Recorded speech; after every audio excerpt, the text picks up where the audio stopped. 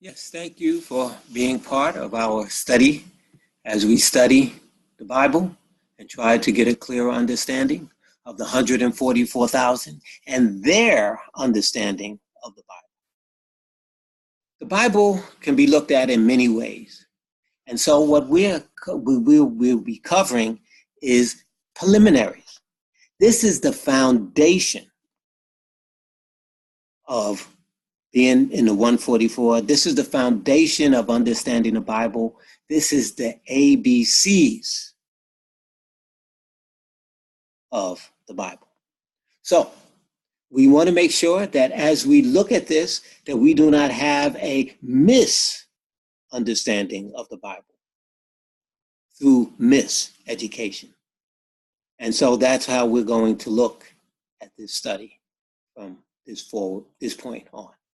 Preliminaries, or what we call establishing a foundation. Okay, the purpose of this presentation is to prepare the minds to understand the startling things we will find out in reference to ancient history, biblical history, versus his story. Now the question is, who is his story? They try to shorten it and call it history, but it's just his story. What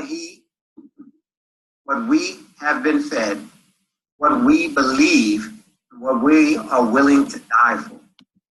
We're willing to die for his story. Period. Point 2 is to help us understand how health, the 9 pathways to health, how people of color fit into this picture, and how last day events play a vital role in awakening us from the deception we've been fed, which is his story. Is there hope for us in our present condition if we stay this way? Let's start looking at it. Okay, let's look at Thanksgiving. We're looking at history. Okay, when we look at Thanksgiving, we want to compare that to the Bible. Okay, what is the Bible? The Bible is a book. Written by whom? Written for whom? Written about whom? We can put this in different categories. Let's look at American history. Okay, we're looking at some history. Okay, we have 3 different categories for American history. We have the African slave trade, their viewpoint. You have the slave masters, their viewpoint.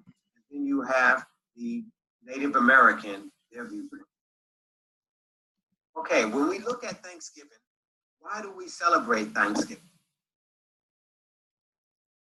We celebrate Thanksgiving because they were the pilgrims, quote unquote. The pilgrims were able to be taught by the natives how to live in this condition that they find themselves in America. Okay, so we celebrate that. But now, is that a celebration of thanks for what the Native Americans did for us, or is it something else? So when we look at a book, that's what we want to look back as the Bible. If we found a book in America, say 1,000 years old book, in somebody's backyard, whose book is it? Is it your book because it's on your land? Do you own that land? Or are you just a resident of that land? And it's owned by the state. It's owned by the country. It's owned by the government.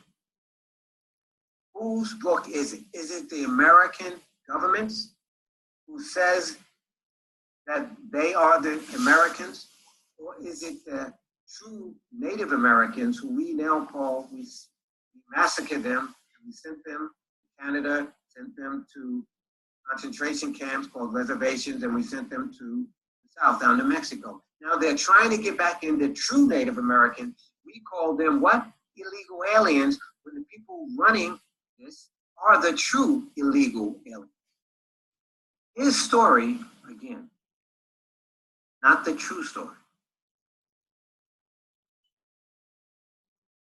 Who is going to get credit for the book? Who's going to display the book? in whose museum? Is it going to be a museum in the Native American, or is it going to be a museum in American history down in DC? Who will interpret the book? Who can interpret the book? Okay, we know it was 1,000 years old, so it was before any European came here. So if it was before the Europeans came here, then whose book is it? Who gets credit for the book? Obviously, that the nation will take over and they will get credit for the book. It's going to be called the United States book. They're going to display it in their museum. Now, who's going to interpret it? Europeans are going to interpret Native American history over 1,000 years and what we should believe. These are the vital questions we should be asking. Whose book is it? Everyone can read the book. No one is denying anyone not being able to read the book. But the question is, whose book is it? The cradle of their civilization is there.